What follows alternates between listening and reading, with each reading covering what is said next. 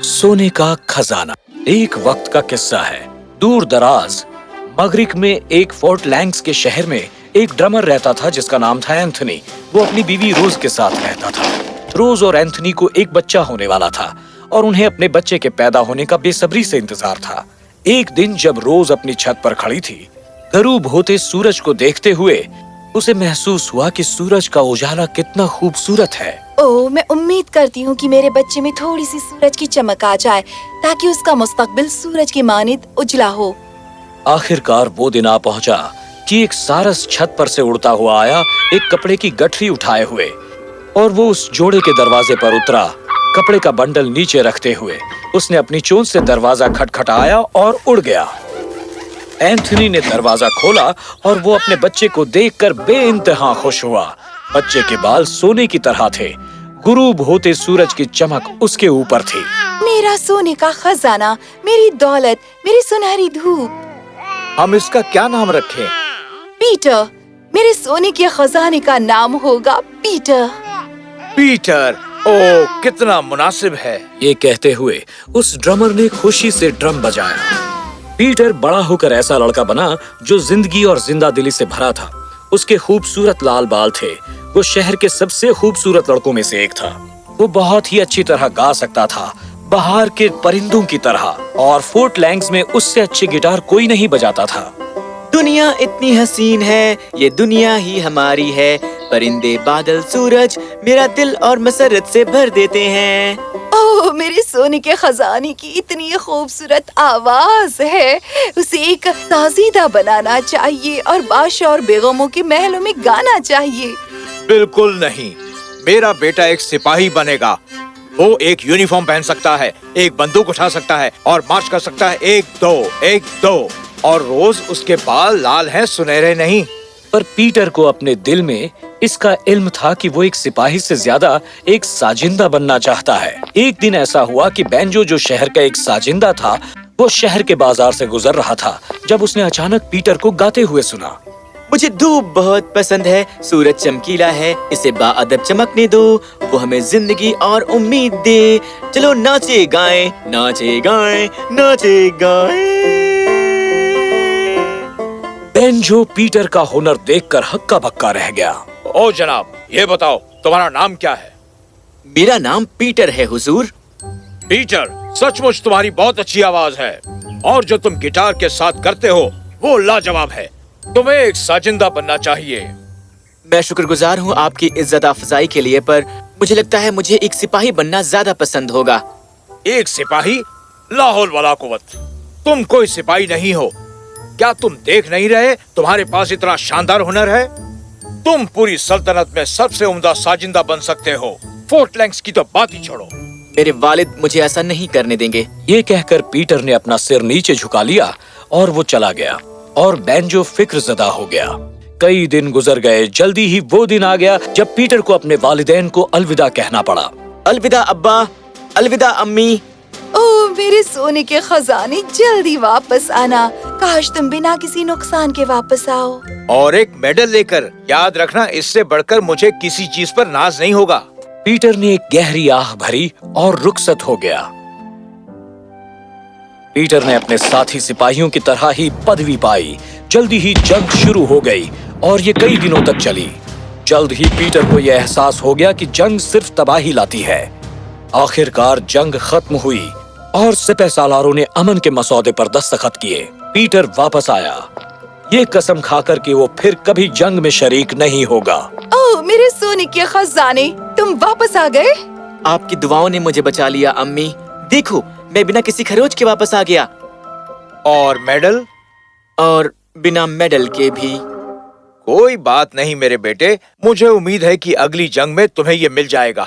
अगला जंग नहीं होगा। जंग सिर्फ तबाही और बर्बादी लाता है, और मैं किसी ऐसी चीज में जो इतना गलत है कभी भी शरीक नहीं हो सकता, कभी भी नहीं। क्या? तो फिर तुम क्या करने वाले हो? मैं बनूंगा एक गुलूकार।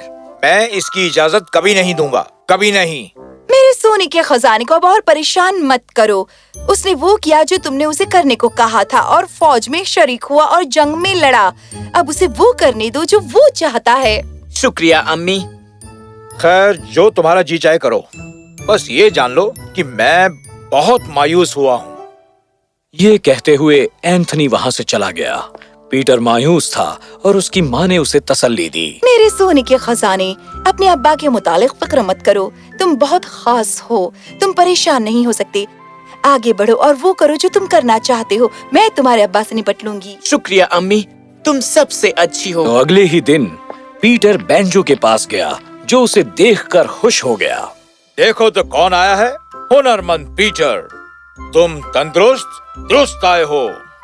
तुमसे मिलकर अच्छा लगा बैंजो। और तुमसे भी मिलकर बहुत अच्छा लगा पीटर। मुझे बताओ, तुम यहाँ क्यों आए हो? पीटर ने बैंजो को अपने जंग में तजुर्बों के बारे में तफसील से बताया और कैसे उसने कसम खाई कि वो दोबारा वापस नहीं जाएगा। मेरे वालिद मेरे इस फैसले से खुश नहीं है, पर मैं हमेशा यही तो करना चाहता था ना। आखिरकार तुमने सही फैसला ले ही लिया। हमें तुम्हारे नए शुरुआत का जश्न मनाना ही चाहिए। लिंडा बैंजो की बहन थी, जो कमरे में दाखिल हुई और उसे देखकर पीटर हक्का बक्का रह गया। पीटर, ये मेरी बहन लिंडा है। लिंडा, ये पीटर। पीटर और लिंडा ने एक दूसरे की जानिब देखा और मुस्कुराए। लिंडा, हम जश्न मनाना चाहते हैं। क्या तुम मेहरबानी करके बावर्ची खाने से सबसे अच्छी मिठाइयाँ लाओगी? बेशक भाई।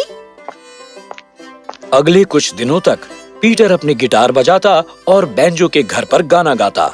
जब वजीर और दूसरे शाही मेहमान आते रहते, हर कोई पीटर से मुतासिर था, खासकर लिंडा।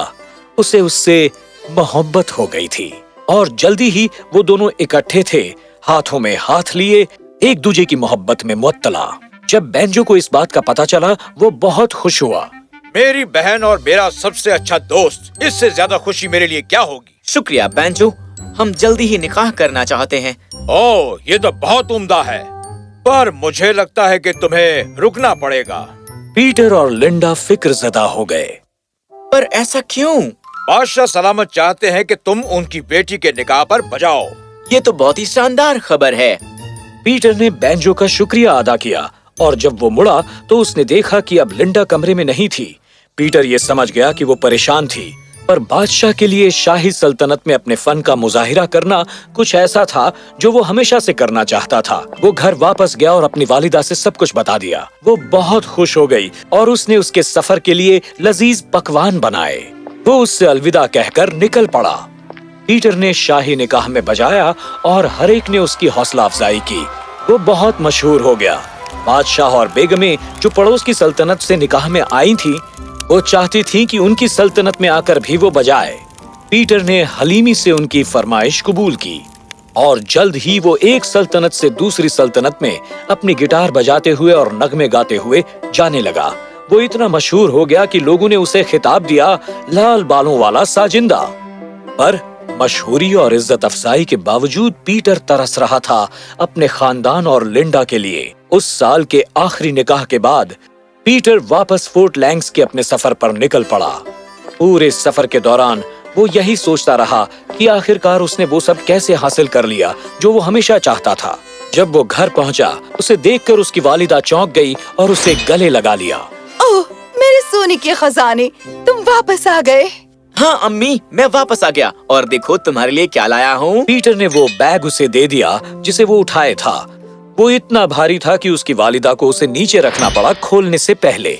जब उसने उसे खोला, उसने पाया कि वो भरा था सोने और मोतियों से, रूबीज और हीरों से। वो चमक रहा था।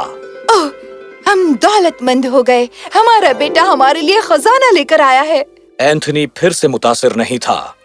वो खामोशी से अपनी रॉकिंग चेयर में बैठा था, खिड़की से बाहर देखते हुए। पीटर उसकी तरफ चलकर गया और अपनी जेब से एक मेडल निकाला। अब्बा, ये आपके लिए है। पता है, मुझे चीन के बादशाह ने इससे नवाजा है। एंथनी ने मेडल लिया और उसकी तरफ देखा, जबकि उसकी आंखों से आंसू बह रहे थे। वो खड़ा हुआ और अपने बेटे को गले लगा लिया। मुझे तुम पर बहुत नाज है बेटा। रोज देखो, मैंने कहा था ना, ये मौसीकी में बहुत नाम कमाएगा। तीनों ने एक दूसरे की तरफ देखा और वो हंसने लगे। उसने लिंडा से निकाह किया और वहाँ एक शानदार दावत दी गई, जहाँ रोज ने फैसला किया अपने बेटे के बारे में बोलने का। मेरे बेटे ने अपने ख्वाबों का पीछा किया और हम सबको उस पर नाज है। मुझे इससे बेहतर बेटा कहाँ मिला होता। ये मेरा सोने का खजाना है। शुक्रिया अम्मी, पर वक्त आ गया है कि कोई आपको ये बताए कि मेरे बाल लाल हैं, सुनहरे नहीं। ओ पीटर, मैं अपनी पूरी जिंदगी यही कहता रहा।